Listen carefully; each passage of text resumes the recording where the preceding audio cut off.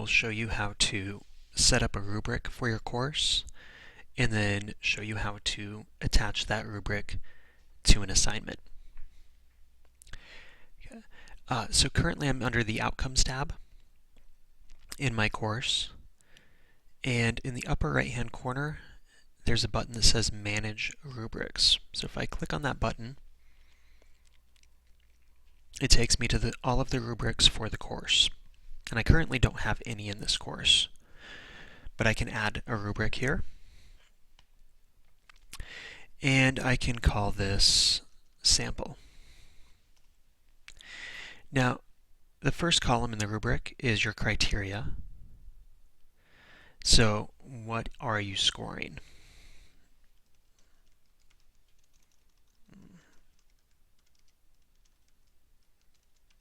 So for a presentation, we could give a score for eye contact.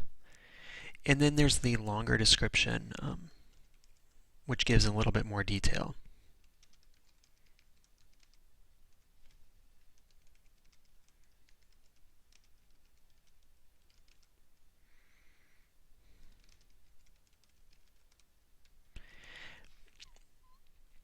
And you can use that description.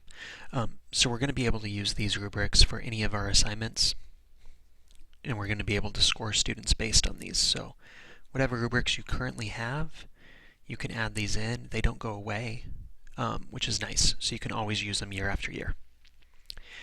All right. So that was the criteria. Now, under the ratings, Canvas defaults to 5 points for full marks, but if I click on the pencil, I can change the point value to whatever I want it to be, and I can also change the description. So instead of full marks, it can be advanced. And then if you hover between 4 and 0, the line appears with the double-headed arrow. If you click on the arrow, you can add more point values in between.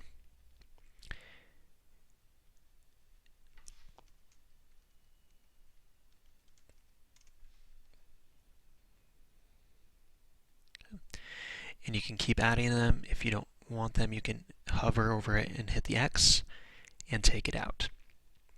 So this is for 4 points. If I wanted to add another criteria, I would just click the Add Criteria button and would add another row to my rubric. Again, it defaults to 5. Now, if I want to link to one of the outcomes that I have in the class, I would click next to the magnifying glass where it says Find Outcome. And these are all of the outcomes for this course. So if we go to our sample outcomes, I can select the outcome.